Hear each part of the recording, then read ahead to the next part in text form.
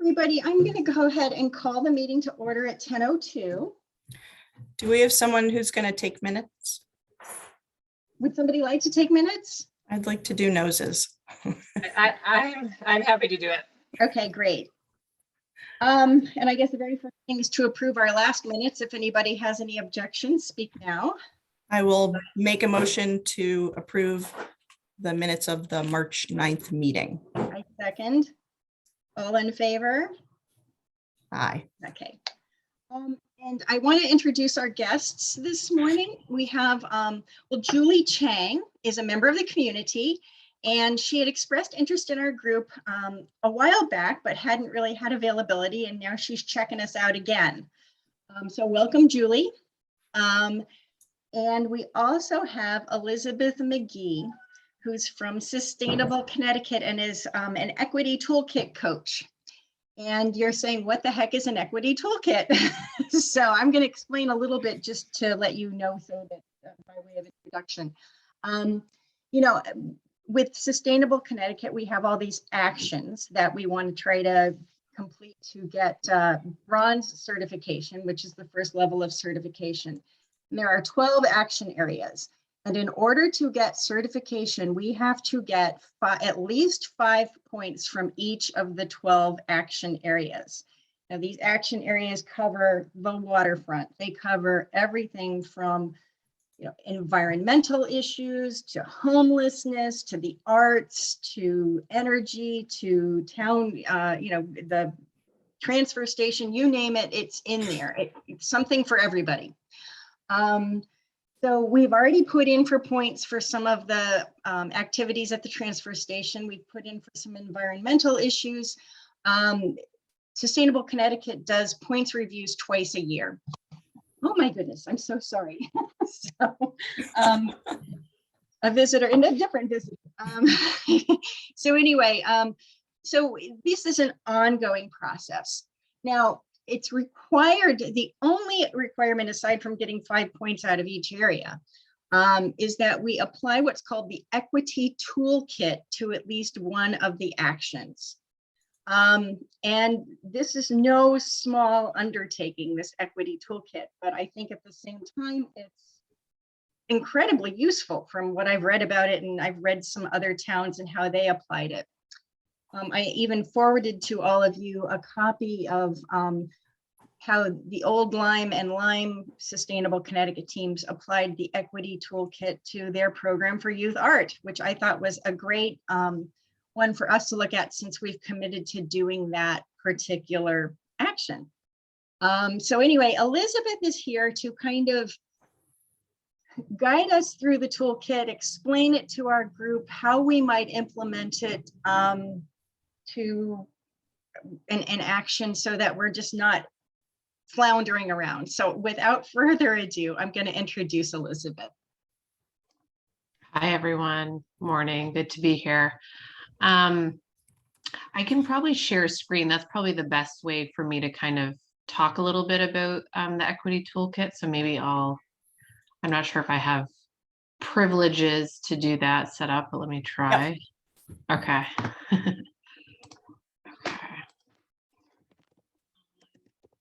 I'll get closed in this browser. Okay,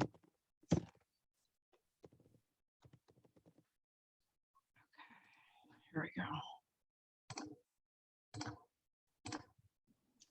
Yeah, so I guess I'll speak a little bit quickly about my role first. So,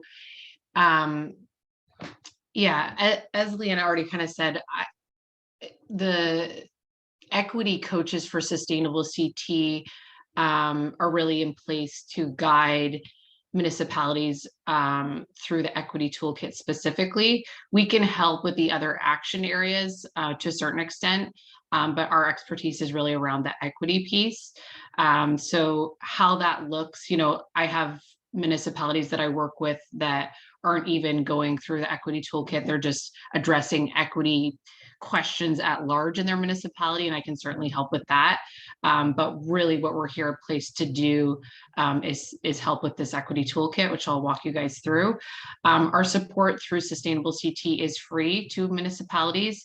Technically, we have, I think it's like 6 hours of free coaching support, but we're pretty flexible with that. If you need more time, we can absolutely do that. So we can help in doing things like this, where we introduce it. We can help you when you actually start to, get more concrete in the equity work and are looking at how this will actually be implemented to a specific action. We can help you, kind of guide you through all of that. So however you guys see me kind of inserting my support moving forward as you guys see fit, I'm here to support that. So this, you can actually just Google, if you Google Sustainable CT Equity Toolkit, you'll find this document. It's online. I definitely, and I can send you guys the link after, or the toolkit itself, but I definitely recommend having this kind of handy as you're kind of diving into the equity stuff. So the way I think toolkit's a little bit misleading of a name. I think a better name to kind of conceptualize it would just be, it's a equity, even though I hate to call an equity a lens, because then it sounds like you can take it on and off, which I don't think it should. Equity is something that you can take on and off, but consider it to be a lens that you're viewing one of those sustainable CT actions through. So you're already going to be doing the work as it's dictated in the, sustainable CT actions, but then you're adding this equity lens to it. So what does this lens look like? So let me show you guys. So there's lots of good stuff in here, so I recommend reading all of it, but I'm going to kind of zero in on it. I'm going to come back to this. But I'm going to go down to submission requirements. So these are kind of the 5 requirements or areas that they're going to look for you to have done action in around applying equity to that action. So one of the first steps is they want you to just have an understanding and show that you have an understanding of who lives and works in your community. So often when I'm working with towns, they'll say like, oh, well, we don't really have any equity considerations because our town's 95% white. So the immediate reaction I'll have to that is, well, who works in your community? Because those numbers might look a lot different. So just making sure you really have the demographics as best you can get them of who lives and works in your community. So I've had groups pull this from census data. I've had groups survey the town in different capacities to get, a better sense of this, but showing that you have some understanding of who lives and works in your community. And then what you want to do is the rest of the actions are really about specific engagement around that equity, or around the action, the sustainable CT action that you're looking to apply this equity lens to. So really what they want to see you having evidence of doing is really engaging the community in whatever action you're doing.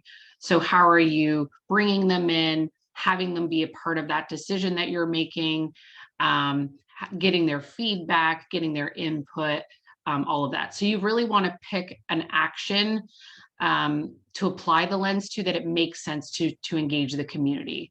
So, I'll work with towns and they'll be like, oh, well, we already went through a process of engaging just municipal staff, and now we're at, this process 10 steps down and we want to apply the equity lens. And I'm like, well, you've already kind of engaged people in the process. It doesn't seem like your municipality is opening it up to do broad community engagement. So I don't know if this is the best action to apply the lens, the equity lens to. So you really have to make sure it's a process that it makes sense, where you haven't already done a bunch of engagement, just maybe at the municipal staff level, because this is really about community engagement.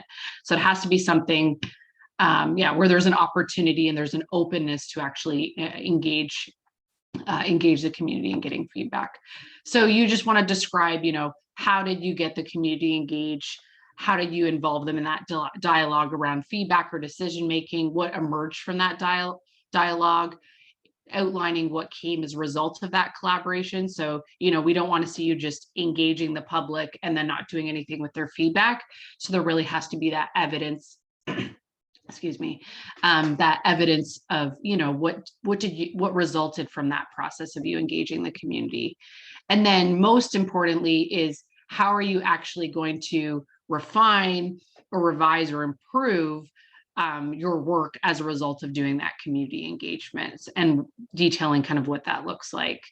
So these are kind of the 5 steps. So when I'm working with towns, what I'll often have them do, and I can send you guys the Excel that I use for this, but I actually have these 5 steps, as columns in Excel, and I'll tell folks, put a few actions that you're working on kind of listed in a column below, and then just kind of start putting notes for each of these 5 kind of areas, like, okay, could this one make sense? Have we already engaged the public, and put a couple notes? And usually from a list of maybe 3 or 5, you'll kind of whittle it down to 1 or 2 that really make sense to apply this, the equity toolkit to, and then you can kind of do a little bit more, start to actually do the work on that. But I always say start with a few, because it really does take some planning and consideration of how you're actually going to do this really practically, and which, like I said, which ones it actually makes sense to do. Any questions? And then I'll go quickly. I'll just walk you guys through this piece real quick, but any questions about that so far? Okay. So one of the things that became part of the equity toolkit, which is this diagram here, came as a result of when Sustainable CT first implemented the equity toolkit, they were finding that people were engaging the community, but it was in a really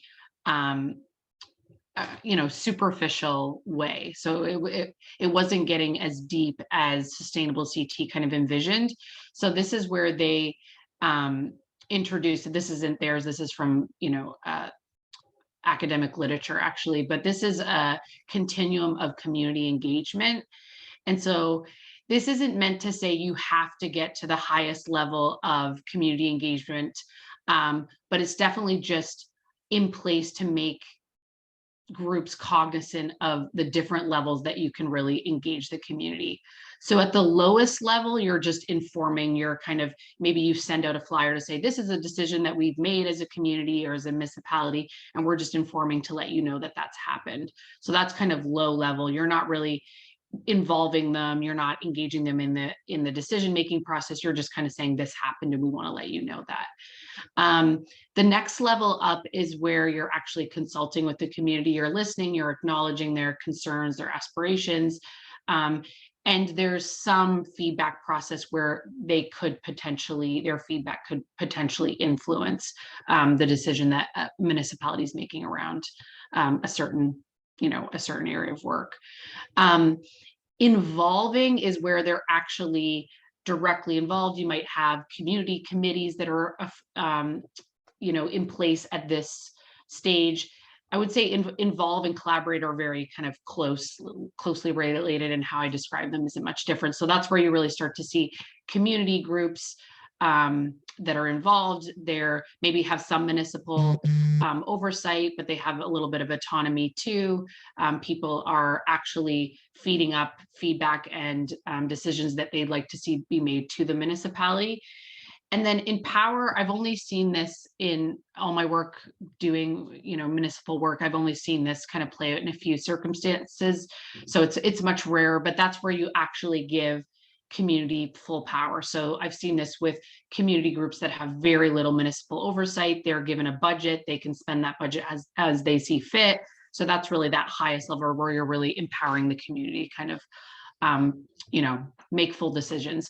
But I think where we're really trying to hit is getting, when you're doing this equity work, and you're engaging the community in doing that, we really want to see you moving beyond just that informed stage and really moving into these consulting, involving, and collaboration kind of levels of the continuum. So when you're thinking about walking through these steps and how you're going to engage the community, just making sure that you're kind of considering those higher levels of engagement. So I guess I'll stop there. I could say a couple more things, I think I'll just say one more thing. So how does maybe I haven't been as explicit as I could be about how equity kind of fits into this. So when we're saying engage the community in doing all of this work, this isn't just engage the people that are most readily accessible, engage the usual suspects, engage the people that show up at every town hall.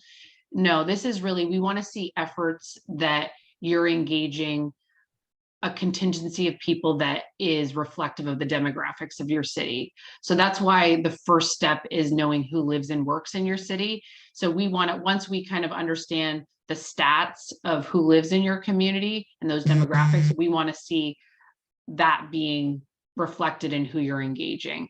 So it's really, really critical that you are engaging the not so usual suspects, and that you're reaching out to groups that you maybe don't commonly hear from. That's really critical to this process. And that's where I, as an equity coach, can come in and give you strategies on how to get those not so typical folks engaged. But that's kind of more in the weeds than we want to get for this conversation, but just wanted to make that equity piece a little bit more explicit. Elizabeth, I have, it's kind of a really basic question, but, we all have kind of in our own heads the definition of the word equity. But I'm wondering, from a sustainable Connecticut point of view, how are you defining equity? Yeah, that's such a great question. And I'll pull up a visual just because I'm better with visuals than anything else. Yes, that's a great thing. So I often think about, I don't know if you guys have seen this visual before. Let me make sure I'm picking up one that is good. Can I make it a little bit bigger? Can you guys see this? So this is one that I love working with people. So I think oftentimes when the word equity gets thrown out, people actually default more to equality, and they think that that's the same thing. So equality is more like everyone's getting fair and equal treatment. But as you can see, equality doesn't really pan out well for some folks involved. So for some folks that are already, well, in this case, vertically gifted, that them getting this box to see the baseball game is just advantaging them even more. Where some folks, them getting this box is not even getting them to a position of seeing the game. And for some folks, it's just getting them that advantage. So equity is really about looking at who is living and working in your community and what you're trying to, whatever specific action you're trying to work on. So if it's something to do with, parks, making sure that, say, for example, this is just off the top of my head, access to parks, or the availability of green space in certain neighborhoods of your community is really an equity thing. So I don't know how far I can go with the park analogy, and also the baseball analogy, but really it's just about making sure that in your considerations of who lives and works in your community, that you're ensuring that equity is really being achieved. So if there's, say, for example, green space that's being built up in a community where there's already ample green space, does that really, and yes, you've engaged the community in feedback and everyone says, yes, we want green space in that community. If you take a bigger picture lens of your entire municipality and looking at all of the neighborhoods and where green space is already accessible, does it actually make sense to do it in that area? Or is there another neighborhood that actually doesn't have a lot of green or park space in that area of your town or municipality? So I think it's kind of considering, just making sure that you're considering both that, the feedback that you're getting, but also the bigger picture of what's going on in your community when you're considering equity. But is that clear on that difference between equality and equity? So it might not look like everyone's getting the same thing, but it's really about giving folks what they need to be, successful and happy and healthy in your community, and make sure everyone has the opportunities to thrive. But what individual folks might get is going to look different depending on just how they're positioned in life. Elizabeth, I was wondering, it's not always in these toolkits, it's not always just a matter of race or anything like that we're always dealing with. I was looking at the Lyme and the Old Lyme Arts one, and they were just dealing with what is our high school population. and what is their access to the arts. And they found that kids who were doing music and dance were pretty set. They had a lot of access. They were in ensembles, they were doing their thing, but kids who were interested in fine arts and writing after school programs really didn't have a lot of opportunity. And then they also looked at then why. And they found that, some kids just, didn't know about programs. Some kids just couldn't afford them. And then they tried to address through there. So that was almost more of a were certain types of art not accounted for, and then what were the barriers to entry, and those aren't necessarily race-based or what a lot of people would classically worry about in terms of equality. Because I think in terms of like a community like ours, how we might approach it. And I guess I'm kind of trying to feel you out on that whole notion there. Yeah, I think it's really about looking at all facets of equity. So I don't know about that specific one just because I haven't seen the one that you're talking about, the high school but arts program, but I really encourage towns to look at, yes, racial equity, also gender, sexual orientation, disability is a big one that a lot of groups focus on. Economics. SE, like social economic status, also age. So some folks look, and that might have been what they were doing with that one, is youth. So youth is a big one, seniors. So there's a lot, and then also the intersectionality of those identities too, right? So if you have disabled seniors or Black queer youth, like anytime you're getting someone that has an identity that's two of those things or more, that's gonna make them more disenfranchised, and those are groups to even more so target.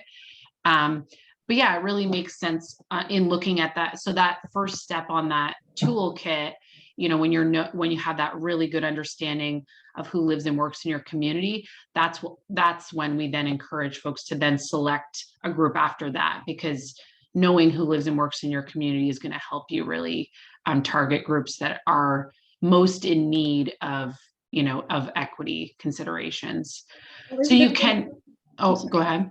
When we obviously have a lot of statistics on, from the census of who lives here, but in terms of who works here, would you recommend surveying local employers? I'm not sure how we get that information. How would you recommend, or how have other municipalities successfully figured out who works here? Yeah, so some folks have kind of focused in, and this takes a little bit of more foresight in knowing what action they're going to apply to, but I think there's an action around like downtown economic revitalization or something along those lines. So they already knew they were kind of focusing in on that. And so they were surveying like restaurant and kind of small businesses that were in their downtown core and getting a sense of who those employers were hiring as employees in their businesses. So that was one way they kind of got a better sense of, and they did a survey of like, do you live here? If no, why don't you live here? And so there was like affordable housing issues that came out from that survey. But yeah, so a lot of who worked in their downtown core wasn't who lived in their community. So they were able to do it that way. But that's a great question. I'm actually, in saying that out, in talking about this out loud, I'm curious to know what other groups have done. So maybe I can ask some of the other coaches how other municipalities have got that, because I only have that one example and I'd like to get you more. My sense, just anecdotally from wandering around town, is that we do have a lot of workers who probably don't live in Kent. And how do you reach them? How do you serve? Leanna, it's a little hard to hear you when you're a little bit sorry. further away. I said, I guess anecdotally, just from what I see around Kent, maybe others see the same thing, is that there are certainly a number of workers here who don't probably live here. And just trying to, how do we figure that out? I don't want to leave anyone out just because we don't really know how to reach them. The other unusual thing about our population is we have 3 boarding schools here of various sizes. And so there's these populations within a population. And while the faculty would be here year round, although some of them I think travel over the summer, there's this giant student population that's not here. And so that kind of, just changes the whole landscape of, who's here and who's not and who's part-time. We have a lot of weekenders too. So we kind of have some very unusual demographics. So, figuring out how to address that and what to include, what, you don't want to leave anybody out, but then what's the most relevant? So, Yeah. in And terms that's of where, serving the community. yeah. And I think that relevancy is such a great question. That's going to really depend on what action you're pursuing, and then Right. also this equity thing. So like looking at the two, like, okay, we're pursuing, electric vehicles, and then, who do we need to be considering from an equity standpoint in conversations around electric vehicle, whatever it might be. So, yeah. I just wanted to throw in there that I think it makes it kind of easy to do, not easy, but we have 3 big boarding schools, and then we've got 3 to 5 restaurants that are pretty well known, and then we've got certain art galleries, and then certain other businesses like dental and health. And so if you stratify it, it's not that expansive in terms of the number of businesses. So it might take an afternoon of calling or just stopping by and asking a few, I don't know. So it doesn't seem as hard to me Right. to come up with an approach that would kind of be a best guess. That's just. Yeah, I like that. I like that idea.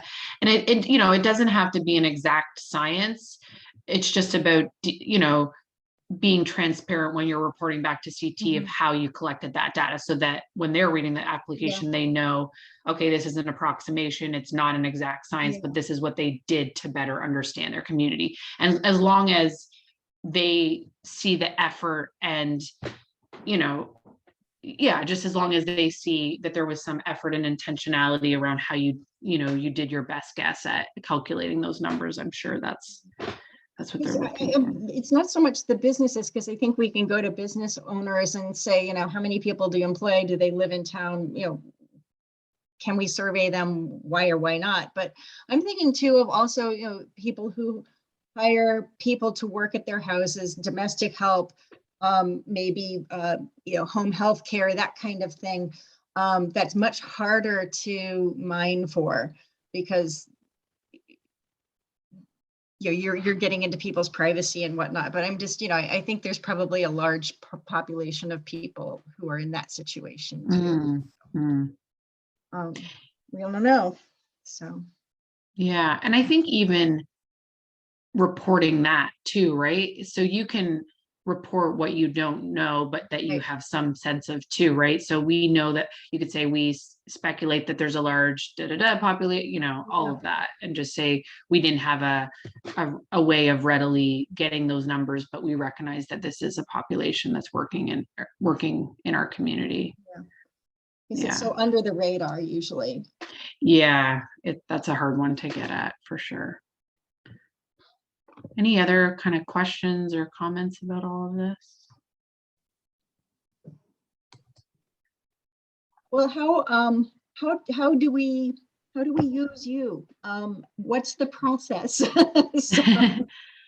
Yeah, so usually like I said earlier, when I start working with groups, I usually, like I said, I have this Excel where these 5 steps are outlined, and then I usually will just do like a brainstorming session of what are some of the actions either you're thinking of pursuit, like the sustainable CT actions that you're thinking of pursuing or just starting to pursue. Let's list some of those, and then let's walk through these 1 to 5 prompts and see if those are good candidates for equity. And then we can kind of, once we zero in on which one that you guys will ultimately be pursuing, that we kind of will just stay in that little bit of brainstorming stage.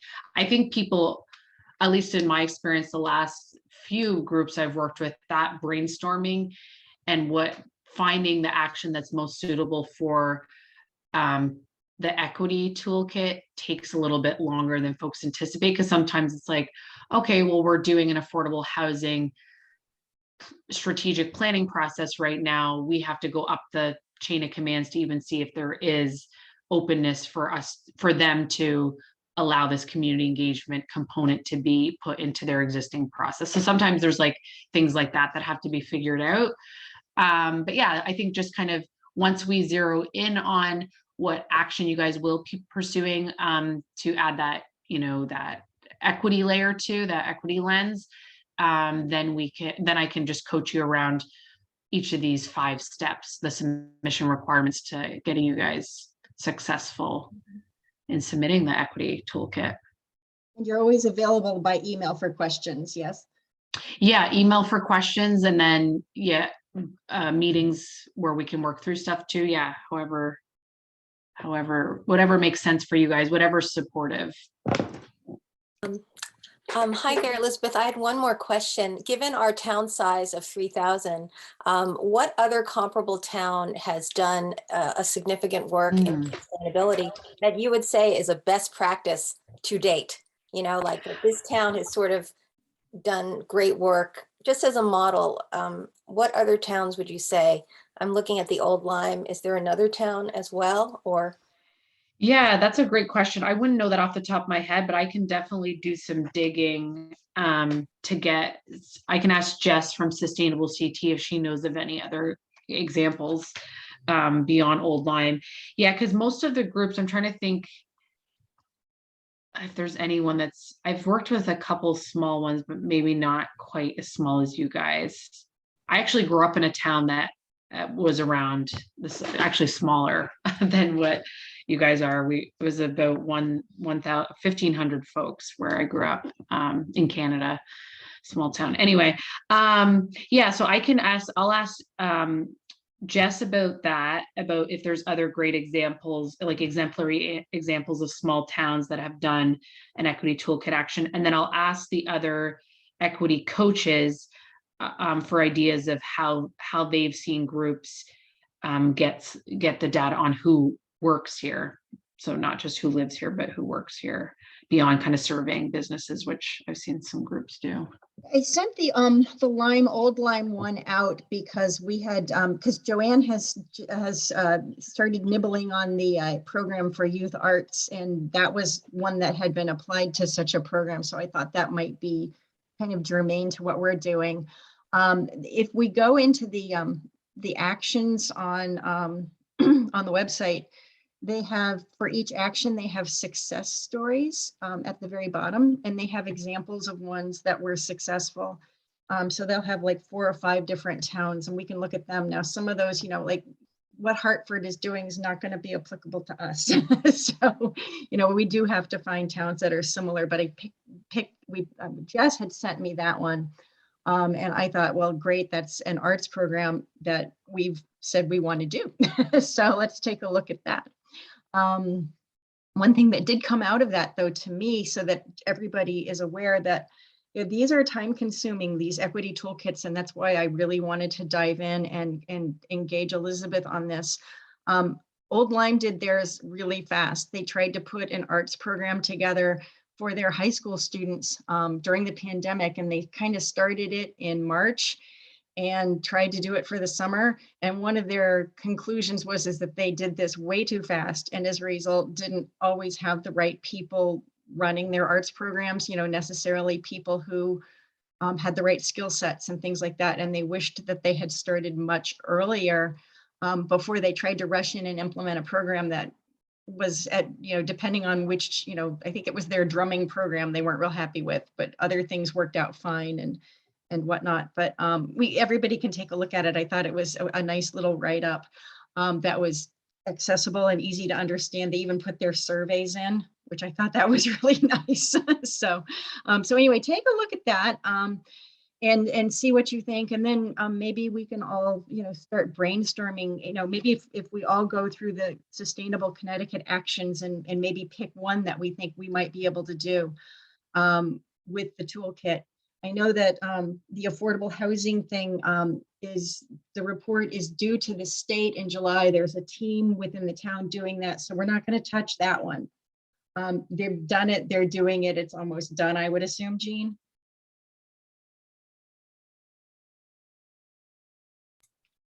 I'm sorry, the The POCD. affordable Oh, the housing. affordable housing. We're getting Yeah. close. We have a second, second public Yeah. workshop, and then we'll get it. So that we're will not going to cause us try to, write it. we won't be, I guess that's my long way around of saying, we won't be trying to piggyback our toolkit on that program, even though they did a lot of toolkit type work on that. And that kind of raises another point, just so that everybody understands that with Sustainable Connecticut, it's not that we as a group have to do every single project. Some of these projects are being done by other groups. Some are, very specific to town employees. And so while we sometimes do a project, sometimes we're just acting as a clearinghouse for work that other people have done that we can submit. The only caveat being is that the town has to be involved in it. Melissa, I know that you gave me a ton of stuff about your Pollinator Pathways program, but that was done by the Land Trust. And my understanding is that there was no involvement from the town on that, either financial or in kind. So we wouldn't be able to apply for credit for that, although the Pollinator Pathways resolution has been submitted for credit. So so we always have to show, if we're going to submit the work of another group within town, some kind of a nexus between our town support for whatever that group has done, be it in kind or financial something. It can't just be, oh, Land Trust did that, even though the town has nothing to do with it, we're going to submit it. We're not going to get credit. So even though the resolution was passed by the Board of Selectmen. that will get credit. That will get credit. But your program where you had your table out and did your pamphlets and stuff. Yeah, I think there's a lot of stuff the town is doing that we just need to dig out, because I mean, the NOMO May is a perfect Yeah, example. well, that will get submitted, but I couldn't submit that because it hadn't happened yet. So.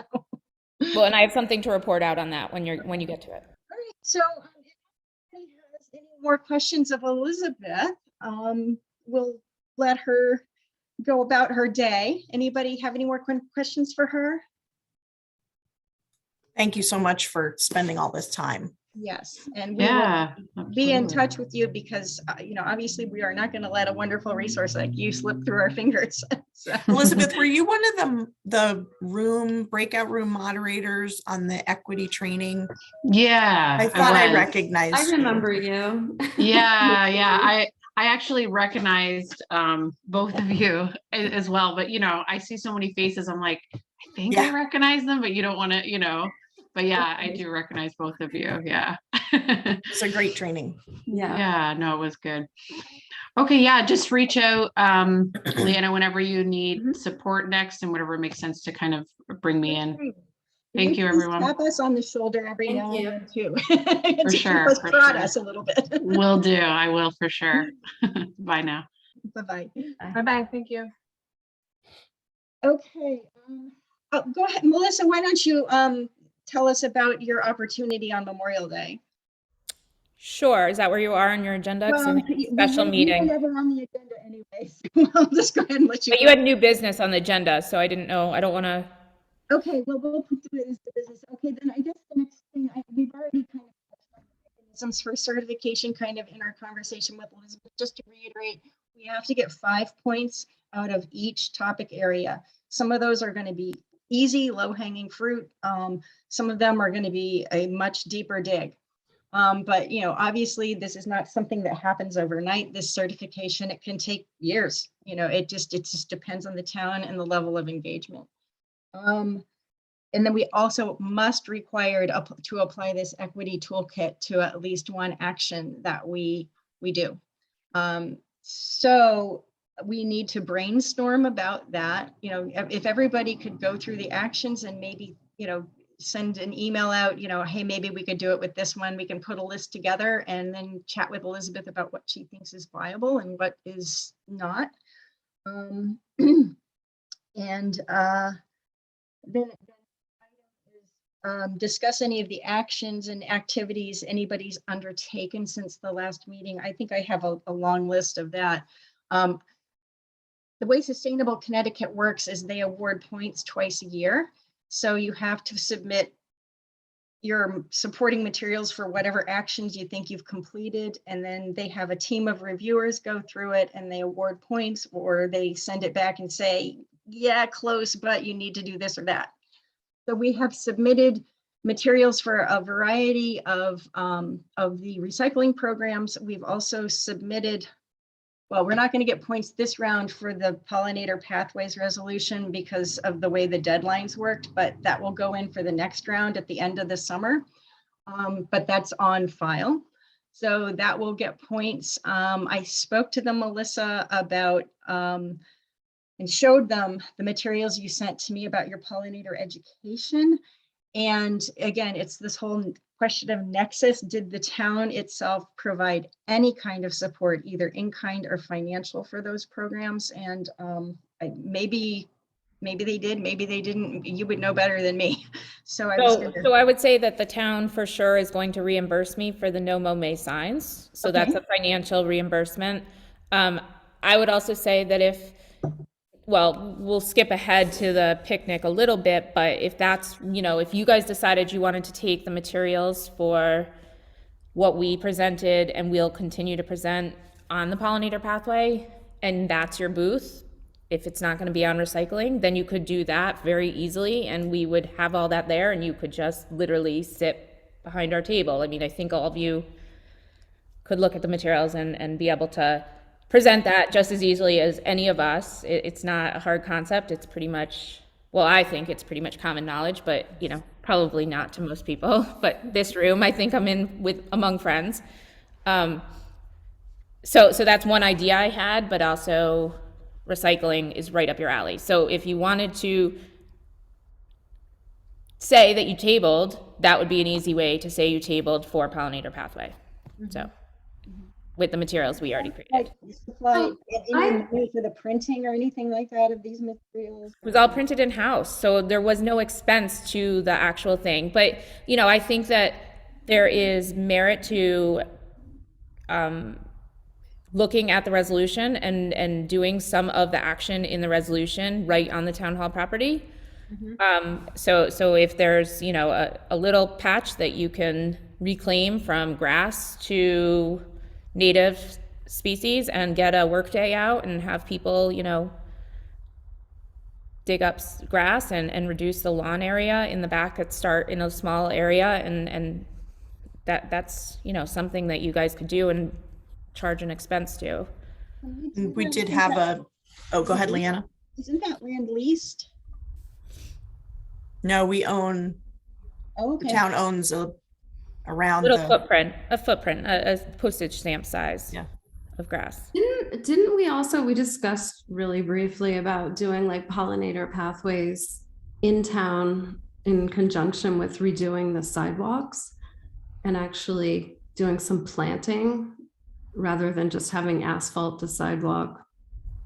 I think you're not talking necessarily on municipal property, but I think that the plant material that was picked for the Welcome Center was with a native idea in mind, and so you could easily add to that plant material.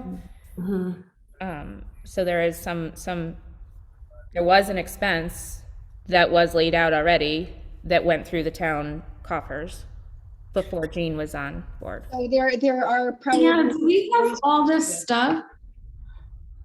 Leanna, do we have access to what Melissa sent about the pollinator pathways? Yes, this is educational materials that the Land Trust handed out at various like farmers markets and things like that. We have copies of the pamphlets. Have you updated them, Melissa? Or are they still the ones? Joanne, most of them are the pollinator pathway materials that are available on the pollinator pathway website, but the summer intern, actually the fall intern and myself created a fall guide that was available, and it will all be available again. The first farmers market is May 20th, and it'll be at the Land Trust Field, and we'll have a table every single week. Okay. Another thing we could do, Jean, is if it's not there already, maybe it is, your pollinator website, is that accessible through the town website? It was, yeah, it's connected on the Kent Conservation Commission Okay. page. Okay.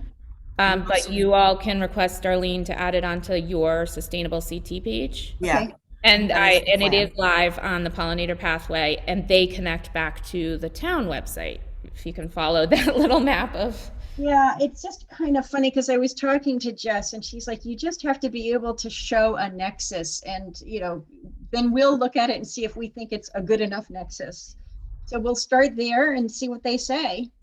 yeah, I would pull those receipts. Barbara would have access for the plantings at the Welcome Center. Because you Well, did. I mean, Ben there. if there's no nexus already, can't we create one? Can't we do more with pollinator pathways?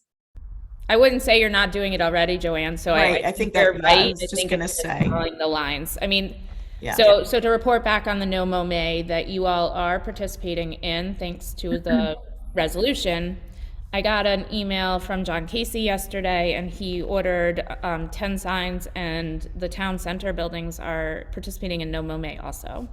So that whole area, Town Hall, all the way to IGA, Sophie's, that whole area is going to be No Mow May now. And so when you think about what's the town nexus, I think the town nexus is that we passed that resolution and our DPW is, I mean, they're actively not doing something, but Yeah. they're, for the month of May, they're going to be mowing much less, just the front of the, I'm pointing, but you don't know where I'm pointing to, the town hall, but the rest of it, they're not going to be mowing. They're not mowing the, any of the little right-of-ways on the town roads. So Well, there is a town nexus there. I wasn't worried about the No Mow May because I talked to them about it, but I couldn't submit anything about it because it hadn't happened yet. Right. Right. And I just want to, I don't know if it makes sense. For me to be the kind of liaison between these, what some of the work that Melissa is doing with Land Trust and the Conservation Committee, and then some of the more environmental related submissions we want to do for this sustainable. I'm happy to do that. I'm interested in that, and I would be happy to do it. So if that makes sense and would kind of make things go a little more smoothly, just have one person focusing on it. Actually, you beat me to the punch because I was going to ask somebody who's kind of more on the environmental side of things. I know I went to a Conservation Commission meeting, and I know, Melissa, there are some people in the Conservation Commission, like there was one woman who had worked significantly on doing basically a catalog of open spaces and various environmental resources in the town. And that kind of dovetails into one of the Sustainable Connecticut actions. I was wanting to see if somebody would liaison with that lady. So that's a town document, and it was created through the Conservation Commission, and it's the NRCI, I think that's what the acronym is. But it's linked on the Conservation Commission page. Okay, very good. So Miranda, if you want to take that bull by the horns, please, check out what the, I think it's Well Stewarded Lands action, and there's some other ones that touch on environmental issues, but primarily that one, and maybe to liaison with somebody on the Conservation Commission and see what they've already done. Miranda, we have a Conservation Commission meeting next Wednesday. It's on Zoom, and it's at 7:00. And we actually have an alternate spot open if you're ever interested. Okay, well, we'll see. I would love to. I'm with the kids, it's hard, but yeah. I think it's right up your alley. Crossover. I will. Yeah. Yeah, no, it does make total sense. But I'll discuss with my husband and see what we think about that. But it's an alternate, so it's up to you. And yeah, that's true. It's not. Yeah, but we run it so that everyone can speak. It's not. It's not a matter of you can't speak because you're not. So what's your meeting schedule generally? Normally it's today at 7:00, but because of something that most of us are doing tonight, we pushed it to next Wednesday at 7. In the winters, we meet at 6:30, and then in the summer, we meet at 7. And everyone has decided we will be permanently Zoom or hybrid, obviously. And we don't meet in August. Okay. And our meeting schedule is posted on our town. It's a town commission. Yep. Got it. Okay, cool. Well, I will consider that, and but anyway, we'll be working with you on some of these. Sounds great. You know where to find me. Yeah. Melissa, I have to ask, you have the prettiest background of all of us today. What building is that? I'm not going to talk about it on. Okay, it's just very beautiful. Thanks. Just, and I don't know if you can see the light and the window. It's very beautiful. Jean, can you give us an update on the composting program? We're awaiting word on the grant. Jen Heaton said they generally will hear, or her prediction is that they'll hear in June. So she'll let me know as soon as they know. So, and I don't know if you had any work, you were nibbling on the youth arts program. Any updates on that? Not really. No, I joined a committee. I can't remember what it's called now. It's community relations with the Board of Education. So I feel like, and this would go along with the equity toolkit, because I haven't really reached out to do a roundtable.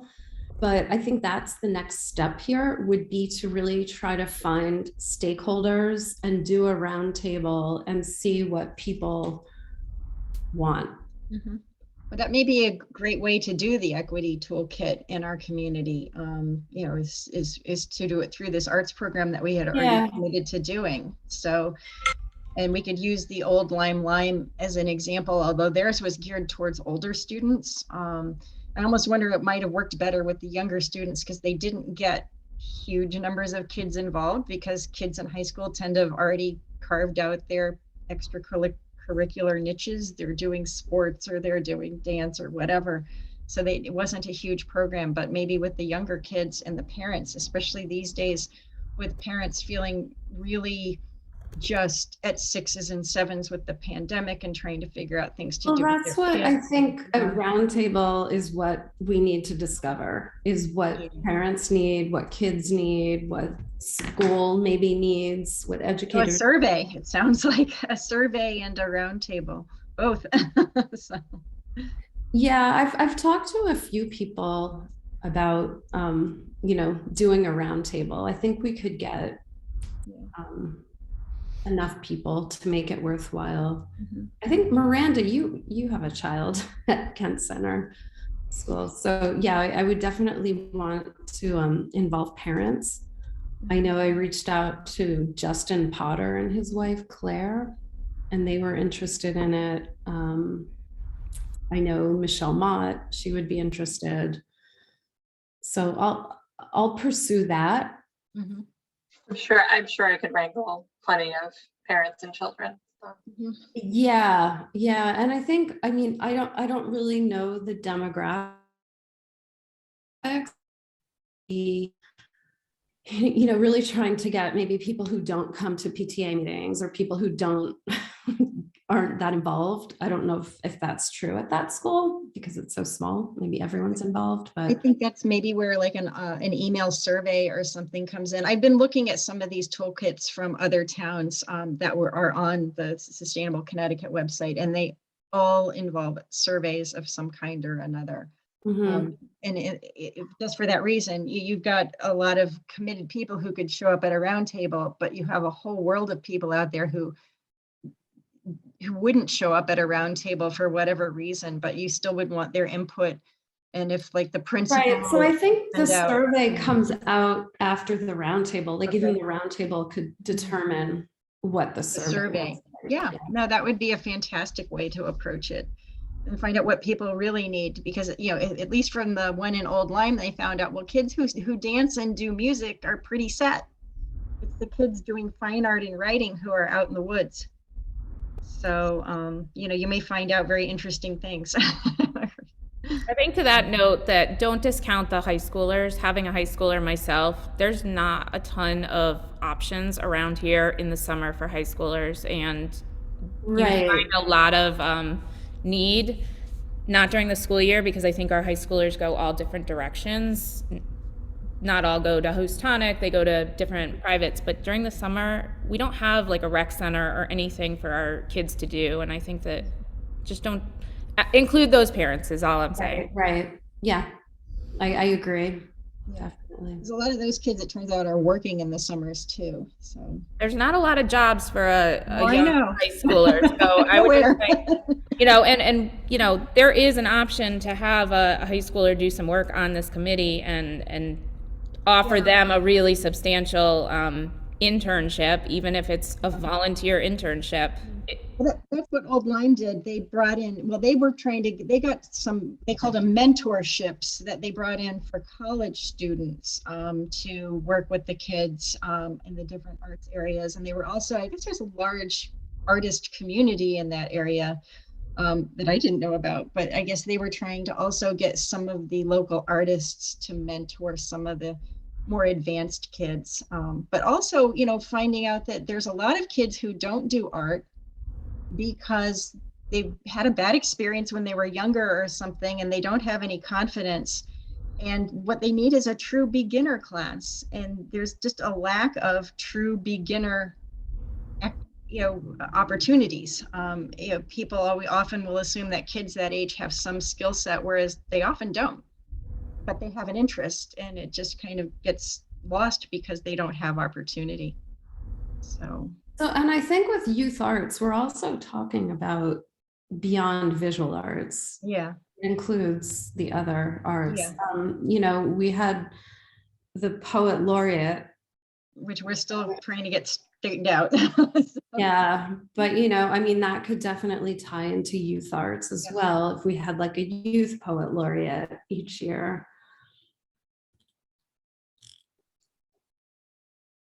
Yep. No, that's a good idea. Okay. Does anybody have any new business? I guess Melissa does. I do. So we have the picnic. Melissa, before you go, can I just ask one question? I just need to do it before I forget. So the POCD did not get a copy of the report that we did through the workshop. Are we planning to give that to them? Plus, I brought up earlier before you entered that the video of the workshop did not go up. And so most of us that couldn't make it to the workshop have no idea what happened. Well, we can certainly get all that stuff to them. So, And Leanna, you're correct. We didn't record it. So I sent a couple minutes ago an email to Adam to just ask him if he could share it so we can post it to the website, and we'll get the report up. But I wanted to, I assume that the committee wanted to just review and formally accept the report before we posted it. okay. Yeah, because we did go through the preliminary one. I know. And they sent up the final. So I mean, just if the POCD is giving their final, draft soon, and they could use the information from that report, it seems Sure. like Yeah, absolutely. yeah, let's get it to them then. Yeah, because I mean, I can just forward it to the chair. yeah, sure. yeah. We'll do that right now. Because I mean, we haven't even had it that long. So we're talking a week or so here. I guess I don't really understand why it's not part of the public information out there. Because or we didn't, it needs to be. it's not our program. It was the Nature Conservancy's program, and they recorded it and they did the report. So we didn't do it. They did it. Right. I think what Melissa's saying is that we should still still make it available. I We absolutely should. Does anybody have any objection to providing that all to the different town committees and posting it on the town? No, not at all. I think it's just that because It we just didn't has to really be discuss done. it at a Okay. meeting, so Okay. my assumption was that we wanted to just officially accept it, and then we would get it up on the website. But I'll send it to Matt Winter. He's the chair, right, Melissa? Can I make a motion to officially accept it? I'll second. All in favor? Everybody's in favor. Okay, so that'll happen. Jean, I'm not, I don't have access to this, all of these things. Are you gonna Yep, be able to I'll- do that with your secretary? I'll So make sure that we get it okay. up on the website. I spoke to Matt Winter about getting it. I think he'd appreciate getting it, but he also said at some point he might have us join, them to give input about it. So join one of their meetings. So there's one meeting more that they're going to go over the POCD, and then all of the stakeholders, including the Conservation Commission. Right, exactly. So there's one meeting that they're going to go over it again. They're going to talk to present it to the whole P&Z, and then there's going to be a stakeholders meeting that you guys would be included in, Right. along with Conservation, Inland Wetlands, every other commission that relates to the POCD. Who is Matt Winter? He's the chair of the POCD committee. And Okay, and for the uninitiated, the POCD is a plan of conservation and development. yeah, That I guess every town has to prepare one of these periodically, so. Under statute, yep. it's a Every 10 years. statutory requirement. It's sort of the roadmap for conservation and development for the towns. And the state has one too, and they passed that at the last legislative session.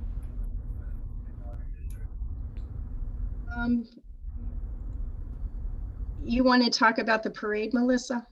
Sure. So the picnic, we every year prior to COVID, the Kent Land Trust has a community picnic, which is open to the public. It's free. It's food, games, entertainment, and just a really good opportunity to meet your neighbors, find out what's going on in town. It's a place where nonprofits can, if they contact me, can have a tent and a table and put out your materials. You can fill out your commission. You could get people interested in the different levels of what sustainable CT could be. It could also be your opportunity to do an action item. If there's an action item that you need to table and present, that could be it. One thing we like to have everyone do is maybe do a craft or something with the children, so that the parents you have one person doing a craft over here, whether it be like painting rocks or whatever, coloring sheets. It doesn't, you think outside the box. And then the other person can be talking to the parents while the kids are being engaged in an activity that is relating to what you're talking about. We have a band, we have food, barbecue, and we would love to have you guys as part of it. I mean, we have a whole bunch of different not vendors, because there's no selling. We have a bunch of different groups participating, and it seems like when is it? Memorial Day. It's on Memorial Day, right after the parade. So it's about from 11 to 1. But the trick is that we set up around 9. Everyone goes to the parade, and then you come back to the picnic because the road is closed. So you need to kind of plan especially like you, Joanne, you're on this end of the town, and we're talking about the whole other, and the one road in town is closed. So it's open, it's option. If you guys have questions, let me know. And where is the picnic? It's at the Land Trust by the barn or in the No, field? Southern Gateway Field. The Southern Gateway Field. So people call it the picnic field, the music field. It's also where the Old farmers fairgrounds. market, Right. fairgrounds. If you've been around, Depends on how long you've lived here. yeah, Melissa, is it rain or shine? it is rain or shine. We order 2 big tents, and then the participants have either you bring your own 10 by 10 tent, or you let me know that you might not be able to bring a tent, and I'll find someone to borrow one from. Is it something people, I mean, I have low confidence that I'm going to be available Memorial Day weekend, but is that something the rest of you would want to do, knowing I might not be able to be there? Yeah. So one idea we had was that you reach out to Jennifer Heaton Jones, and potentially she comes with her ready-made swag and agenda of everything recycling to, reusing, but she might not be available. So it's really what you guys want to do. I just kind of need to know what direction you're going in and if you want to do it. It could also just be an opportunity for us to meet people and say, hey, would you be interested in our group? And we can give out some of your pollinator stuff and then give out some of Jennifer's recycling materials, and that Well, can and be, I wonder if someone from people would Sustainable CT would come. I don't know. I mean, I don't know if that's their day off, probably, but we'll see. We could ask, but I don't know if anybody's, I know like Jess is on the other side of the state. I don't know if they have any people actually in this area, but we could certainly ask. Do they still have COG fellows? They had those fellows that were affiliated with each. Yeah, but they're summer fellows, so I don't know when they start. Oh, The colleges are out, so they probably have people. They may. I mean, I know that there is a fellow that's supposed to be working for our area, but I will ask just when she's starting, because that may be a nice opportunity for her if she's not starting, if she's starting before then. I would say that if you're gonna do the pollinator, it should be just pollinator. So if you're thinking going in a different, like more general direction, we'll do our own pollinator table and probably if you- bring in a high schooler to man that, to give them an opportunity to raise some, earn some If money. you, I thought you wanted us to hand out Jennifer's stuff on recycling. Yeah, if you do that, I'm just saying that I would do a separate table manned by okay. someone else next to you, near you, but just so that it gets, just because the messaging would be so very different and there's a lot of pollinator stuff. So it really is about what you guys are passionate about, but what you think will be most worth your while, your time. I mean, they're both worthwhile. To me, it's, if we can help out Jennifer, that's great. If we can help out the bees, that's great. And does anybody have any thoughts? How you said the composting will be about when, that it would roll out? You'd find out the grant in June, I think you said, or July? June. I mean, personally, if I was, composting is not necessarily my thing because I deal with it myself on my property, but if I was totally into and waiting for the composting thing to come out, the timing of it seems like that would be a perfect opportunity to roll it right there. But So if we put out all this stuff about composting and then the grant doesn't get Right. approved, then we're going to look silly. So, you think there is a likelihood that it might not get approved? I feel like it. I have no idea. I'm fairly confident that it will get approved, but I worry, I agree. I worry about putting out this, this is going to happen, this is going to happen. And then who knows? So then we could just do pollinators. Yeah, and because And we're already trying to get credit for that and trying to find a nexus, and if we can help with that, maybe that will kind of push that peanut. We could do like the pollinator table. We could do like a craft having to do with flowers or pollinators for kids to do. That would go with youth arts. Melissa, do we need to decide today on what it is that we are, if we participate, what we're presenting, or can we get back to you on that, or is it gonna... I think that I do need to know if it's going to be pollinator, because I would bring in someone else and hire someone else for the day to do the pollinator. If you guys aren't doing it, it will be there regardless of if you guys do it or not. Do not feel obligated to do it. It will be there. However, so that's my only.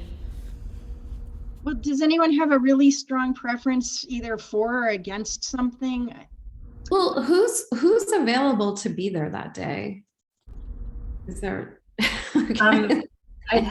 I need to talk to, again, I'll have to talk to my husband just because, to see what his schedule is. I mean, it's a holiday, so I'm assuming he's off, but Okay. Memorial Day. Oh, he's not off apparently. He's right here. I'm sorry. Yeah, I don't think they have those holidays in the private school world, unfortunately. Oh, I think it's like right before graduation or something, because Marvel graduates 2 days before. Yeah, so he's apparently not off. Not, I mean, I'll have both my kids, but Right. But then if, so it'd be you and I, it looks like, I don't know, Jean. Yeah, I would plan to be there. I have to just check, I have to check one thing for the Right. after. I have to obviously be But there you're for the doing other parade. stuff as well. I assume. Yeah, two people But, know they can be there. or- but we could, There's another idea that I just came up with that I've done it in the past where I have big pools, like kids pools, and we've done giant bubbles in that. So you could just do kind of, whatever Jennifer Heaton-Jones can supply for swag, because she has a lot of that fun stuff. Jean has some in her office she was offering me at one point last week. But and then do like the big bubbles, and I can bring the pools, and we could, kind of, I'm sure Joanne could fashion up some pretty fun bubble blowers that you dip into pools and stuff. So that's an idea too. Yeah. Miranda, I think I can sympathize with you for having to have both kids there, but I can tell you as a parent, every time Aiden was there the whole time and loved every bit of it, and so it's a perfect yeah, no, I opportunity think I certainly can bring them. I'm sure they would love it. yeah. I may not be as I don't know, able to concentrate on the booth and maybe Right. a little bit, but You can run the bubbles. certainly, yeah. Right. We do Melissa, have a you- fair amount of bubble equipment, so. Melissa, what do you mean by Jennifer's swag? What is Jennifer has like cool bookmarks and Okay. Yeah, I don't remember what I was showing you. I'm Here at sure Town it was Hall? the seed. Yeah, I think it was the seed bookmarks, the ones that have the native seeds implanted in them. We have those at our office. She has rubber bookmarks made out of tires. She has pencils that are made out of recycled wood, right? Wood product. I mean, she comes to the school. I think she does 3rd grade. I'll send her an email. Yeah, she's always given us, the Conservation Commission, a huge amount, notepads like made out of recycled paper for your refrigerator. She just has all kinds of fun with the recycling HRRA theme and kind of pre-made done stuff. So do we want to do the pollinator table then? If we're gonna do the recycling thing, then we wouldn't do the pollinator thing, right?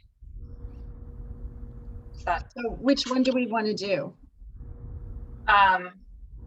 it doesn't really, I guess it doesn't really matter. I mean, would we be able to, doing one or the other be more beneficial as far as meeting I think the pollinator makes more sense because then we can at least show the beginnings of some nexus with the land trust pre-existing work. And I think Jean and I have some hesitation about talking about a composting program that hasn't yet been approved, so that we don't, on the off chance that it doesn't get approved, we don't want to look silly.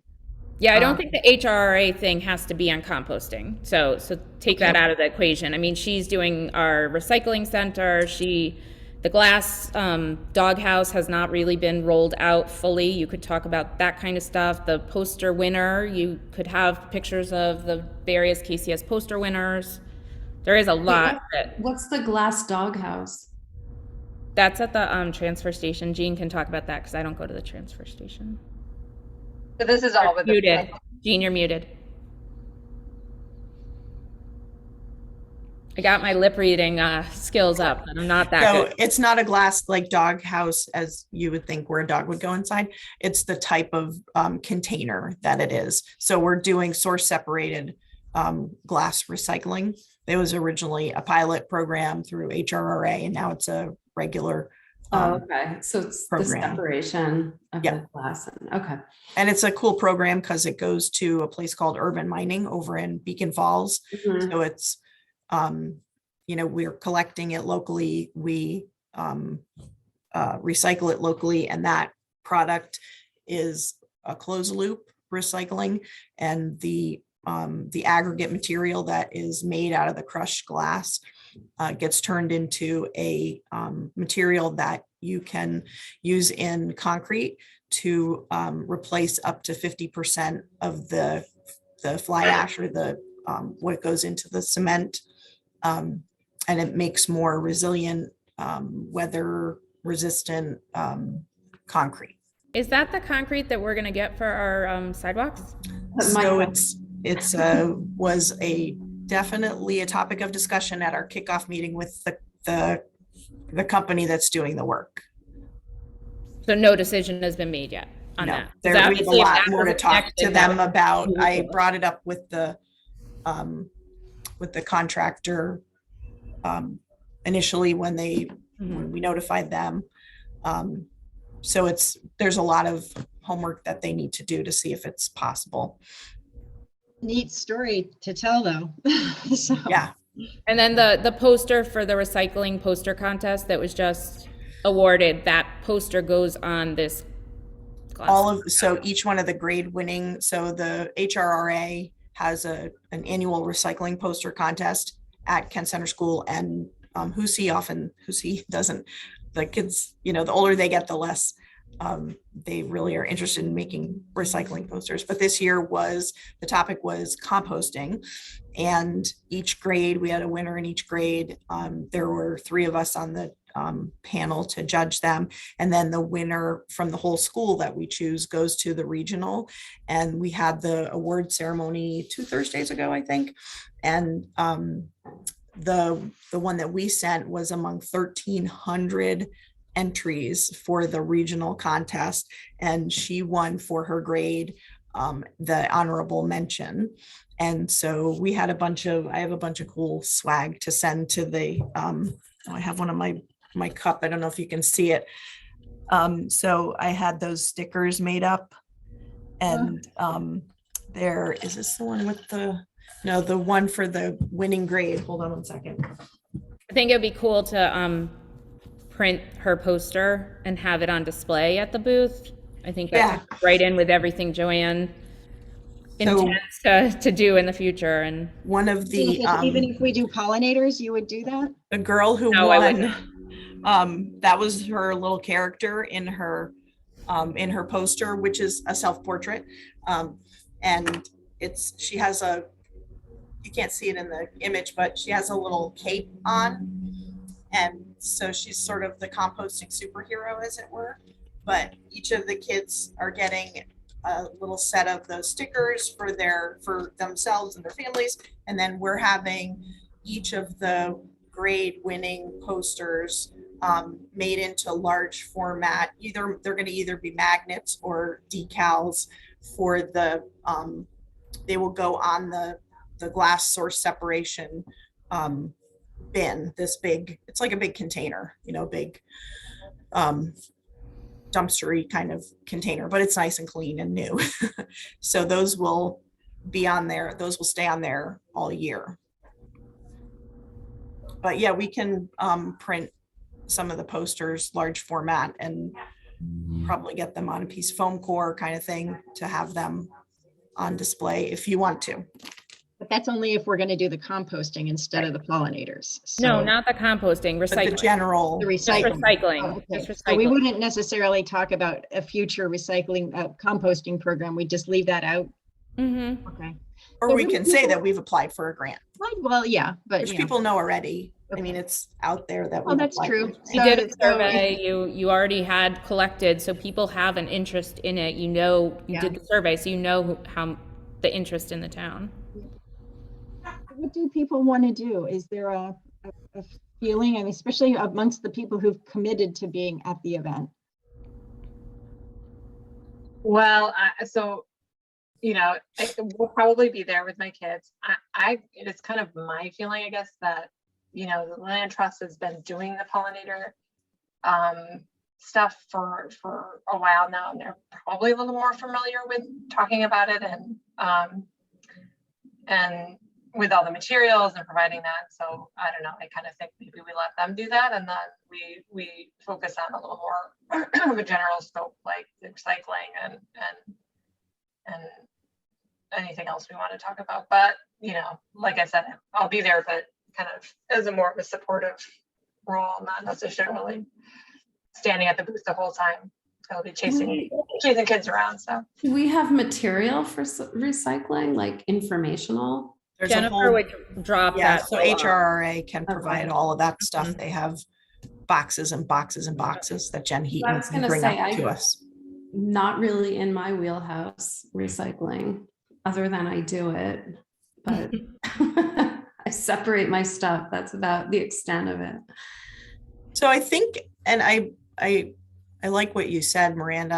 I don't want to sort of, to quote Seinfeld, take credit for the big salad. It's, you guys have, you know, the land trust has done so much work. I think it would be more fair for the land trust to highlight, they're only mowing the front. I don't know if you guys can hear the mower out there. It just feels more fair to have the land trust have their, you know, your moment in the sun for the pollinator pathways, because you guys are the ones who have really brought the whole concept. I think it would be great to have the two tables right next to each other, because they Yeah, I can arrange that. topic wise, they make sense. I can arrange that. And I think then there is some merit to having the no mow May sign, so you can go off topic and go over to Right. that table and you can cross pollinate of, grab another. Not to be too punny.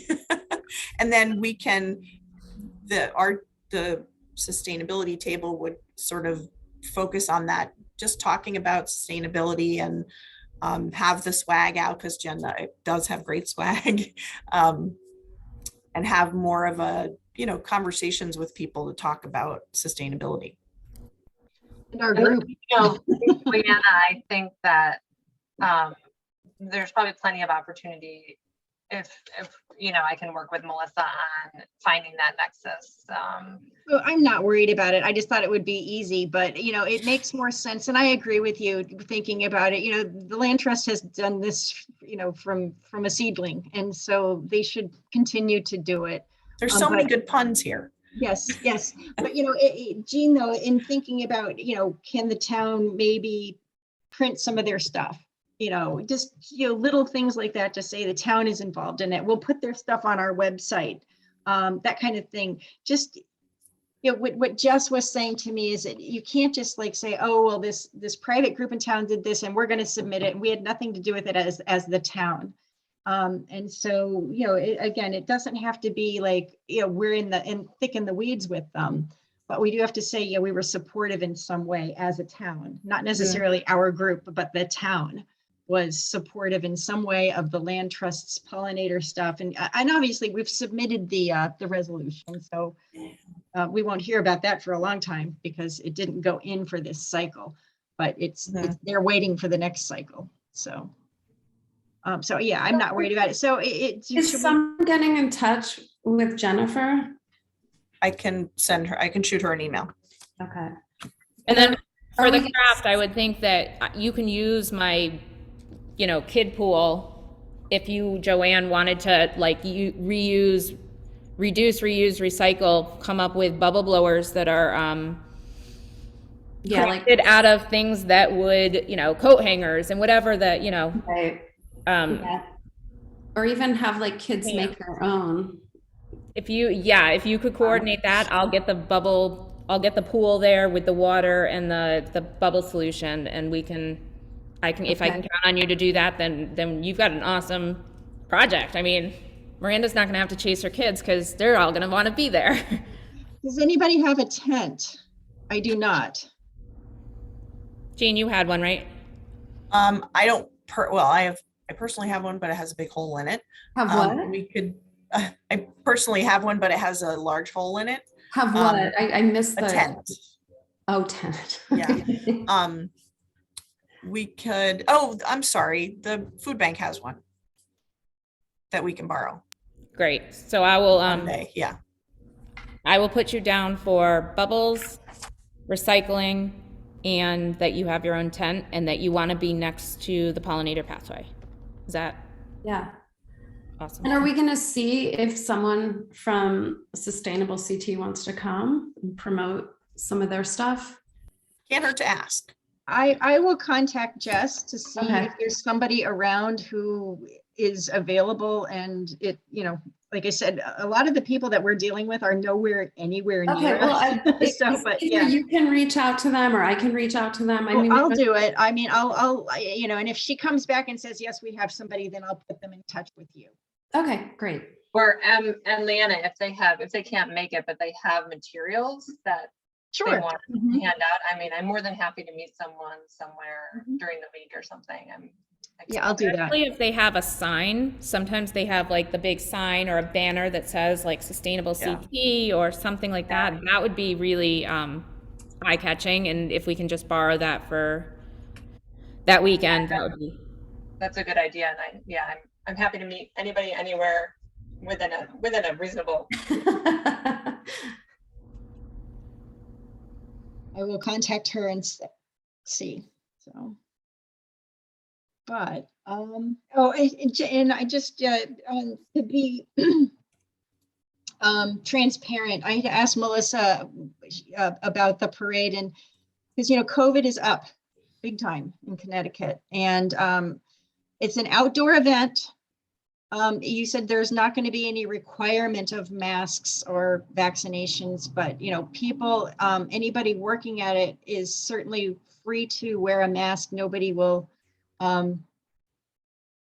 criticize or anything like that. So, you know, just to be transparent, to know what's going on there. There won't be specific COVID precautions going on, if that alters anybody's feeling. So. Obviously, as the day approaches, if things change, we're ready to pivot, but we've ordered the tents, we've ordered the food permit, we've ordered the food, like we have it all. We feel like an outside event still is a fairly safe option, and we're not going to be alarmist when it comes down to it. It will work out. Yeah, I think. Want everybody to know like what exactly the terms are there. So, you know, to be transparent. Is there any other new business or anything anybody else? I Julie? will throw in something. I think you probably know about the town newspaper that's being Yeah. formulated. Somebody reached out to me and I'm excited about it.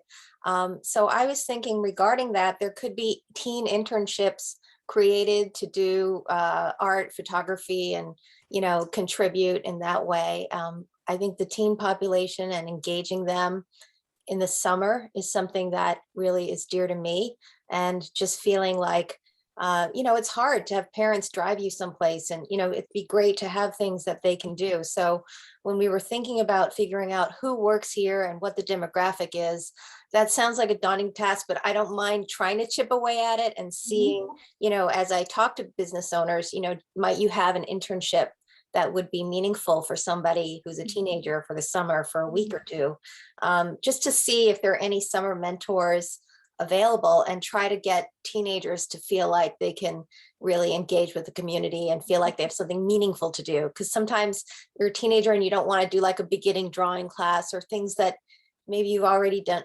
I'm not saying that isn't good, but I'm just wondering if there's. They can be the next Seth MacFarlane. Sure, maybe there's he wants to do a cartoonist, you know, the day in the life of a cartoonist, or an artist might say, okay, for a week, I'll have somebody come in and help me, or, you know, I don't know what those ideas could be, but maybe those business owners have them. So, It's so interesting you bring that up, because if you take a look at the equity toolkit I sent from Old Lyme, that was kind of one of the things they were doing.